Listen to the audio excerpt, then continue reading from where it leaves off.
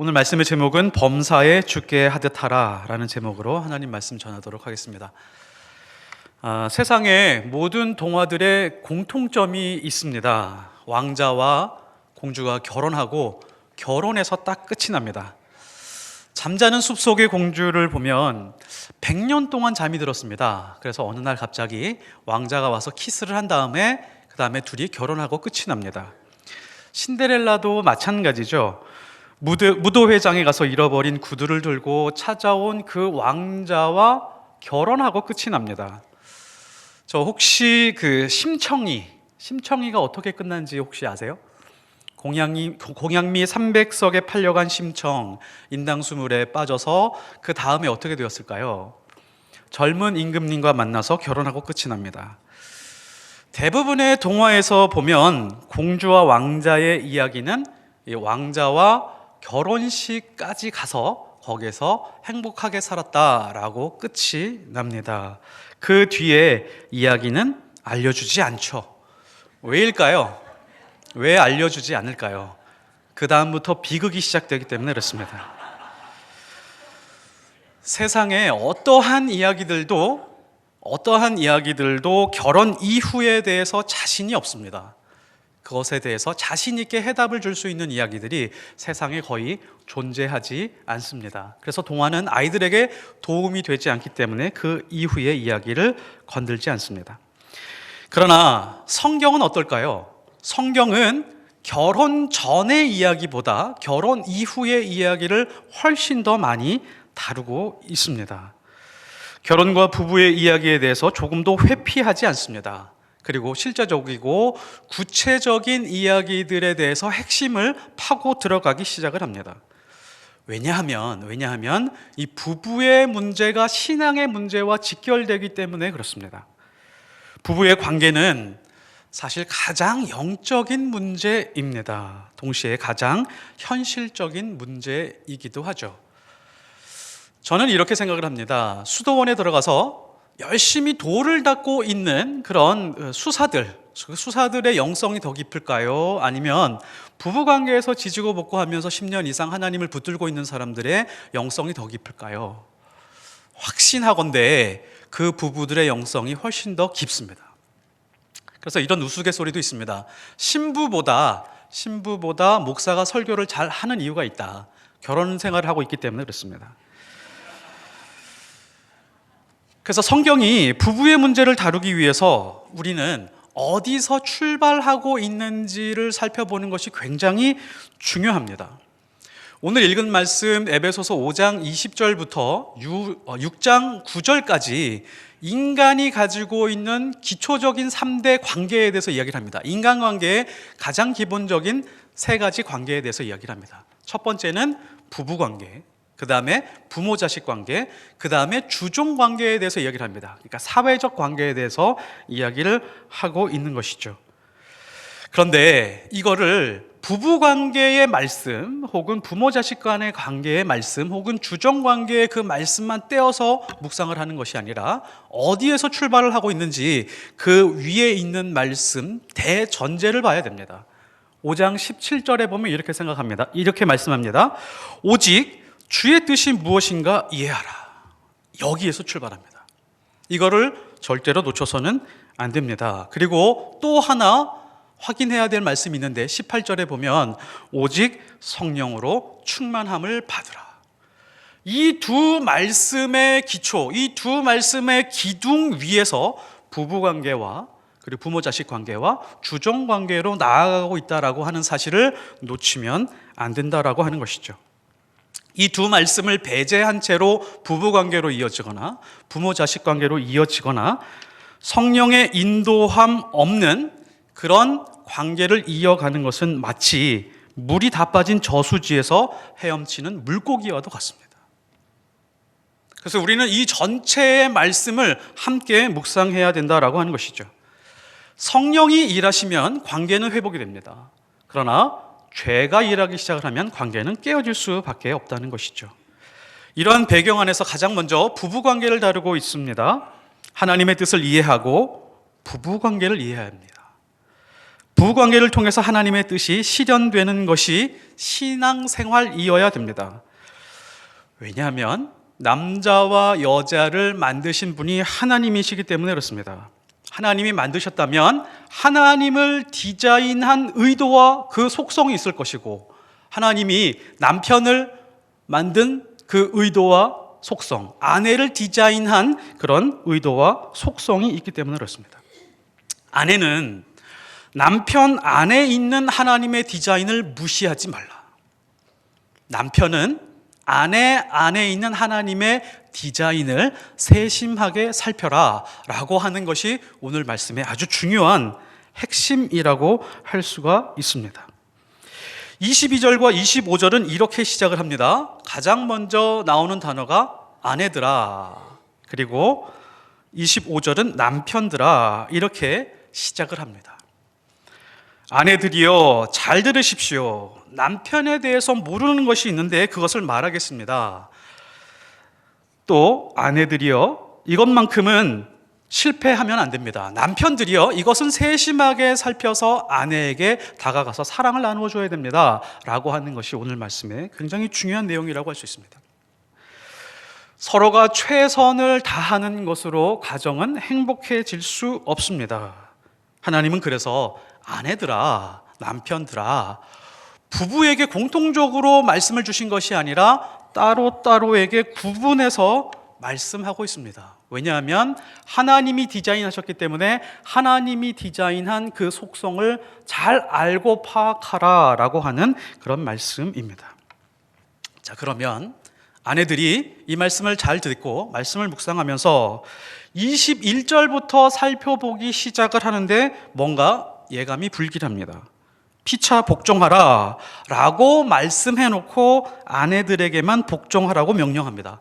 22절을 보면 아내들이여 자기 남편에게 복종하기를, 23절 남편이 아내의 머리 됨이, 24절 범사에 자기 남편에게 복종할지니라. 22절 말씀은 우리 어머니 세대의 신앙인들은 좀 그런 대로 수용할 수 있을 것 같지만 젊은 부부들은 이것이 매우 불편할 수도 있습니다. 남편이 아내의 머리니까 무조건 복종하라고? 순종하라고 해도 할까 말까인데 복종하라는 말이 굉장히 불편하게 다가옵니다. 일단 좀 안심하시기 바랍니다. 너무 불편해하지 마시기 바랍니다. 말씀을 보면요, 아내에게 요구하는 것은 3구절밖에 되지 않습니다.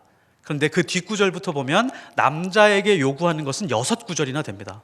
2배나 더 많이 요구하고 있다는 사실에 대해서 좀 마음의 안정을 찾으시기 바랍니다. 여기서 절대 놓쳐서는 안 되는 것이 있습니다. 우리가 현실에서 실천하기 어렵다고 해서 하나님의 말씀을 뛰어넘어서는 안 된다라고 하는 것이죠. 제가 분명하게 말씀드리고 싶은데 이 말씀을 어떻게 받아들이느냐에 따라서 에덴 안에서 살아가느냐, 에덴 밖에서 살아가느냐를 결정할 수 있습니다.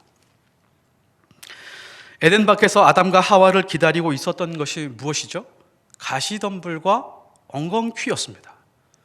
말씀 안에서 살아가는 가정하고 말씀 밖에서 살아가는 가정이 이와 같죠. 부부관계가 정확히 이와 같다라고 하는 것이죠. 자, 그러면 첫 번째부터 한번 살펴보도록 하겠습니다. 아내들은 남편에게 복종하라고 명령하고 있습니다. 이 말씀의 뜻이 무엇일까요? 복종은 원래 이런 뜻입니다. 자신의 의사와는 상관없이 권위 있는 타인의 명령이나 의사를 그대로 따르는 것, 이렇게 말하고 있습니다. 그러면 여기서 한번 생각해 봐야 될 것이 있습니다. 하나님이 정말 이렇게 디자인하셨을까? 아내가 절대적으로 남편에게 아무런 의사 표시하지 않고 남편이 말하는 그대로, 명령하는 그대로 순종하며 살기를 원하셨을까라고 한번 의문을 품어봐야 됩니다. 여기서 중요한 대목이 하나가 나오는데, 아내들이여 자기 남편에게 복종하기를 주께 하듯 하라 라고 이렇게 말씀하고 있습니다. 기준이 뭐예요? 중심이 뭐예요? 주께 하듯이에요. 이게 무엇이냐면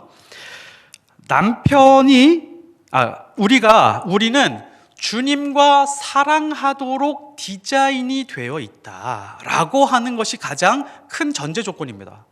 그러면 이 복종이라고 하는 것이 이 주님과 사랑하는 그 디자인 속에 들어가는 부분 집합이 되는 것이죠. 그러면 이 복종이라고 하는 것을 이렇게 해석할 수가 있습니다. 남편을 사랑하되 남편이 원하는 방식대로 사랑해 주어라 라고 하는 뜻입니다. 남편이 중요하게 생각하는 것들에 대해서 남편이 중요하게 생각하는 것들에 대해서 존중해 주고 인정해 주라는 것이죠. 나쁜 짓이 아니면 남편이 살아가면서 선택하고 몰두하는 것들이 있습니다. 나쁜 짓이 아닌데 아내들이 보면 왜 저런 쓸데없는 것 가지고 저렇게 몰두하고 있을까라고 이해가 가지 않는 부분들이 있죠. 그러나 남편의 입장에서 생각하면서 남편이 저거를 왜 좋아하고 있고 왜 선택하고 왜 몰두하고 있는지의 입장에서 생각하고 인정해주고 존중해 주라는 것입니다. 이게 성경이 의미하는 복종입니다. 남편을 인정해주고 칭찬해주고 격려해 주십시오. 이거를 단순한 사람이라고 그렇게 평가하지 마십시오. 평가절하하지 마십시오. 인정해주고 칭찬하면 굉장히 힘이 나고 그렇지 않으면 디프레스 되고 남자는 너무 단순해 이렇게 생각하지 마시고 하나님이 그렇게 디자인하셨습니다. 반드시 남편은 아내에게 사랑 이상의 감정을 느낄 수 있는 것이 바로 그런 존중과 존경이라고 하는 것입니다. 특별히 남편은요, 가족이 자신을 신뢰하고 있다고 느낄 때 사랑을 느끼게 되어 있습니다. 어떤 가족이 며칠 동안 캠핑을 갔습니다. 돌아오는 차 안에서 모든 가족이 피곤해서 그렇게 잠이 들었습니다. 뒷자리에 아이들이 잠들어 있고 아내는 운전하는 남편 어깨에 기대어서 잠을 자고 있습니다. 이때 남자의 느낌이 어떨까요? 나 혼자 열심히 운전하고 있는데 이것들 다 잠을 자고 있어? 이렇게 생각하지 않습니다. 기쁩니다. 나 때문에 온 가족이 편안하게 잠을 잘 수 있구나 라고 하는 생각에 무한한 책임감과 사명을 느끼게 되어 있습니다. 그런데 아내가 말똥말똥하게 눈을 뜨고 깨어 있으면서 운전하는 데마다 간섭을 하고 속도 빨리 내지 마. 저기서 우회전, 여기 좌회전.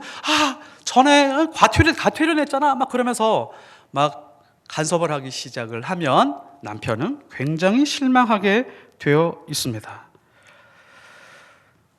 만일에 남편을 정말 신뢰하고 남편에게 존중한다면 편안하게 잠들어 주시는 것이 최고의 방법이라고 할 수 있습니다. 아내가 사랑받는 방법입니다. 남편은 이 여자의 안전을 내가 지켜야겠구나 라고 하는 그런 본능이 솟구치기 시작을 합니다. 그래서 아내는요, 남편에게 믿어주는 훈련을 해야 됩니다. 사실 복종은 당신을 전적으로 신뢰한다라고 하는 태도를 품고 있습니다. 당신은 승리자입니다. 당신은 지금 열심히 일하고 돌아와서 일의 성과가 어떠하든지 당신은 승리자입니다 라고 하는 그런 느낌을 주면 그 남편은 최고의 힘과 사랑을 느끼게 될 것입니다. 결혼을 통해서 내가 행복해지려고 하면 반드시 불행하게 되어 있습니다. 남편이니까 이 정도는 해야지, 아내니까 이 정도는 해야 되는 거 아니야 라고 생각을 하면 하나님의 말씀에서 벗어나 있는 것입니다. 가정에서 행복의 씨앗은 어디에 심어야 될까요? 행복의 씨앗은 나에게 심는 것이 아닙니다. 행복의 씨앗은 상대에게 심는 것입니다.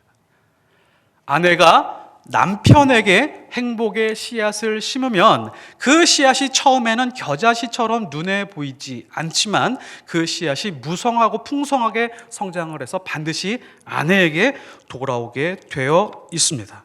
열매를 맺지 않을 수가 없습니다. 이 자리에 남편들이 몇몇 분 아멘을 하셨습니다. 내가 행복해지기 위해서 남편에게 행복을 한번 심어 보십시오. 그러면 반드시 남편의 행복이 나에게 전염되게 될 것입니다. 남편이 행복하면 나와 자녀들이 행복하지 않을 수가 없습니다. 대전제가 뭐라고요? 어떻게 하라고요? 죽게 하듯 하라. 두 번째, 하나님은 남편을 아내의 머리로 디자인을 하셨다라고 말합니다. 머리로 디자인을 하셨다. 머리가 된다라고 하는 뜻이 무엇일까요? 어떤 생각을 하되 남자는 생각을 하고 여자는 행동을 하고 그런 뜻일까요? 혹은 모든 일이 생겼을 때마다 남편과 의논하라라고 그런 뜻을 가지고 있을까요? 그렇지 않습니다. 가정에서 남편은 능력 있고 책임지는 존재로 세우셨다라고 하는 뜻입니다. 지배의 의미가 아니고 통제의 의미가 아니라 능력 있고 책임지는 존재가 남편이라고 하는 것이죠. 가장은 가정 안에서 일어나는 모든 실수와 잘못들에 대해서 아내의 탓으로 돌리는 존재여서는 안 된다. 혹은 자식들의 실수에 대해서도 자식이 실수하고 잘못한 것이 아니라 아빠, 남편으로서 책임을 돌리고 그것을 책임지는 존재로서 하나님께서 디자인하고 세우셨다라고 하는 것입니다. 여기서 능력이라고 하는 그 부분도 매우 중요합니다. 능력에 대해서 우리는 보통 이렇게 생각을 하죠. 돈 잘 버는 능력이라고 생각하지만 그렇지 않습니다. 성경에서 말하는 능력은 무엇이냐면 희생하고 섬기는 능력입니다. 남자가 이렇게 생각하는 것은 최악입니다. 내가 돈을 벌어왔는데 내가 번 돈으로 아내와 자녀들이 쓰고 있지 않냐라고 생각을 하면서 그렇게 말하는 것은 정말 안 좋은 남편이고 아빠입니다. 왜냐하면 남편으로서 아버지로서 그런 희생하는 능력을 가지고 있는 것은 하나님이 심어 놓으신 거기 때문에 그것은 당연한 것입니다. 예수님이 그렇게 하셨죠. 남자의 책임과 능력을 예수님의 책임과 능력으로 동등하게 성경은 표현하고 있습니다. 왜죠? 예수님이 십자가로 희생하는 능력, 그리고 예수님이 죄에 대해서 책임지는 것을 보여주었던 것처럼 남편도 가정 안에서 그 일을 하라라고 하는 것입니다. 그렇게 디자인했다. 남편이 더 많이 희생해야 됩니다. 그래서 아내의 입장에서는 남편이 능력 있고 책임지는 존재로서 인정해주고 존중해 주어야 됩니다. 후광 효과라는 것이 있죠. 헤일로 이펙트라고 하는 그런 효과가 있습니다. 한 분야 혹은 한 부분에서 유능한 사람이 다른 분야에서도 유능하게 될 것이다 라고 하는 그런 인식을 말합니다. 자, 예를 들면 이런 겁니다. 한 분야에서 유명한 연예인이 있어요. 뛰어난 연예인이 있습니다. 선거철이 되면 이 사람들이 당선될 확률이 매우 높죠. 사람들이 어떤 생각을 가지고 있냐면 한 분야에서 뛰어난 사람이 정치를 해도 잘할 것이다 라고 하는 그런 인식을 가지고 있기 때문에 그렇습니다. 실제로 정치에 가서 잘하는 사람이 드문데도 그런 생각을 합니다. 자, 반대도 마찬가지입니다. 한 분야에서 능력이 없으면 다른 분야를 맡겨도 잘 해내지 못할 것이다 라고 하는 불신도 또 반대의 후광 효과라고 할 수가 있습니다. 예를 들면 가정 문제가 있는 변호사가 변론하면 왠지 변론을 잘 못할 것이다 라고 인식하는 겁니다. 사실 아무런 연결점이 없는데도 그렇게 생각을 한다라고 하는 것이죠. 정치가들이 이런 전략을 많이 씁니다. 어떤 사람의 능력이 굉장히 탁월한데 그거를 짚어서 저 사람을 무너뜨릴 수 없으니까 약한 부분을 극대화시킵니다. 그러면 이 사람이 이걸 못하기 때문에 사람들 인식 속에는 이것도 못하겠구나 라고 하는 인식을 심어주게 되는 것이죠. 이 후광 효과와 헤일로 이펙트, 자, 이것이 가장 확실하게 적용되는 존재가 바로 남자입니다. 아내가 남편을 머리로 세워주는 것이 이와 같습니다. 아내가 남편이 잘하는 점에 대해서 인정과 칭찬에 인색하고 약점을 지속적으로 지적하고 핀잔을 주거나 무시하면 남편은 반대의 후광 효과를 주게 됩니다. 그래서 남편은 사회에 나가서도 위축이 되고 스스로 무능한 사람이라고 인식하게 되는 경향이 있습니다. 그러나 반면에 아내가 남편을 신뢰하고 존중하고 존경하면 내가 사회에 나가서 무엇이든지 할 수 있겠다라고 하는 자신감을 얻게 됩니다. 어떤 남편이 사업이 너무 어려워서 감당하기가 쉽지 않았습니다. 그래서 빚을 많이 졌는데요. 내가 남은 생애 동안 이 진 빚을 갚을 수가 없겠구나. 다음 생에 태어난다고 해도 갚을 수 없는 이 빚. 이것을 자녀에게도 넘겨주어야 되는데 자녀들이 모두 달려들어서 갚는다고 해서도 이번 생에 갚기 어렵겠구나. 너무 큰 두려움에 휩싸여 있었습니다. 그래서 친구를 만났습니다. 그 친구에게 이렇게 말합니다. 이 세상에서 나만 사라지면 적어도 가족이 빚 때문에 고생하지는 않지 않겠느냐. 그게 가장 합리적인 선택인 것 같다. 라고 하면서 눈물을 흘렸습니다. 이 친구가 너무 마음이 아팠습니다. 아내에게 말을 했습니다. 아내가 이 이야기를 들었습니다. 그때 아내가 남편을 붙들고 말을 합니다. 당신이 실패해도 나는 어떤 고생을 할 각오가 되어 있어요. 당신만 흔들리지 않으면 돼. 그냥 딱 하나, 당신이 포기하지 않았으면 좋겠어. 옆에 있어주기만 하면 돼. 당신이 사라지고 빚이 없다고 해서 우리가 행복하지 않아. 살아있기만 해줘. 남편이 힘을 얻고 일어났다고 합니다. 사람은 모든 문제가 해결되어야 일어나는 것이 아닙니다. 작은 단서 하나가 희망을 줍니다. 작은 믿음 하나가 겨자씨처럼 들어오기 시작을 했을 때 그 사람이 살아나기 시작을 합니다.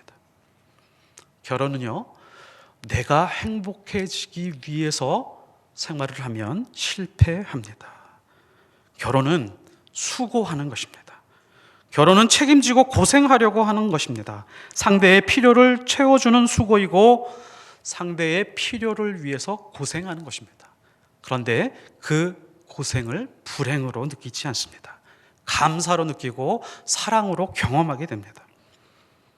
말씀의 결론을 맺겠습니다. 부부의 관계는요, 두 사람의 관계가 아닙니다. 이거 굉장히 중요합니다. 남편과 아내 둘만의 관계가 부부 관계가 아닙니다. 성경은 뭐라 그러죠? 삼각관계라고 말합니다. 21절에 보면 피차 복종하라 라고 말하면서 그 앞에 아주 중요한 말씀으로 단서를 걸어 놓습니다. 그리스도를 경외함으로.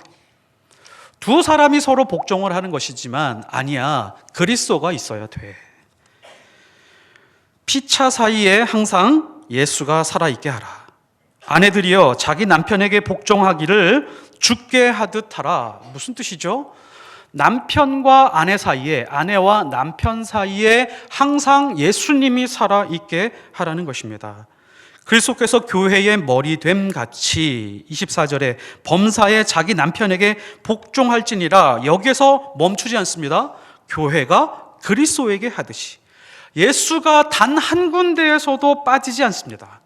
무슨 말씀이죠? 부부는 삼각관계여야 된다는 것입니다. 남편과 예수, 예수와 아내, 예수님이 살아있는 부부여야지만이 행복할 수 있다. 예수가 중간에 빠지면 전쟁이 끝나지 않습니다. 그러므로 아내들은 남편에게 복종하십시오. 남편이 원하는 방식대로 사랑해 주십시오. 남편은 아내의 머리입니다. 남편은 아내와 가정을 책임지는 존재입니다. 절대로 남편이 무능해 보이도록 만들지 마십시오. 하나님이 디자인한 그대로 잘 드러날 수 있도록 인정해주고 격려해주고 칭찬해주고 관심을 가져주고 더 나아가서는 존경해주는 그런 아내들이 되시기를 예수 그리스도의 이름으로 축복합니다.